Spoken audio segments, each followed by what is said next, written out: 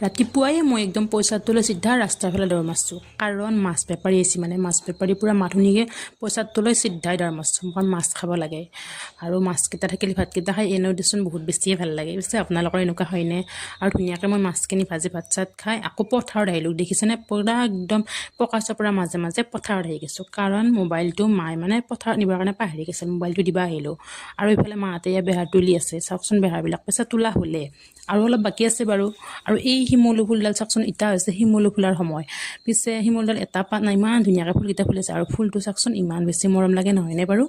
আৰু আহি মই ধুনীয়াকৈ সূতা ল'বৰ কাৰণে ল'লোঁ মানে কাপোৰ লগাব খুজিছিলোঁ যে সেইদিনা সূতা আনা দেখাইছিলোঁ আজি আৰু এয়া সূতা লৈ আছোঁ বাতি কাঢ়িব লাগিব বাৰু বাতি কাঢ়িবৰ কাৰণে হোৱা নাই আৰু অলপ বাকী আছে সূতা লোৱা তাৰপিছত হ'লে আৰু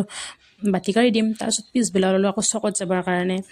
বজাৰ অলপ আছিল ধুনীয়াকৈ বজাৰ চজাৰ কৰি আহি ঘৰ পালোঁ পিছে ইফালে মই আকৌ ঘৰ আহি পোৱালৈকে গধূলিয়ে হ'ল ভিডিঅ'টো চাই পিছে কেনেকুৱা পালে জনাব দেই আজিলৈ আহোঁ বাই বাই।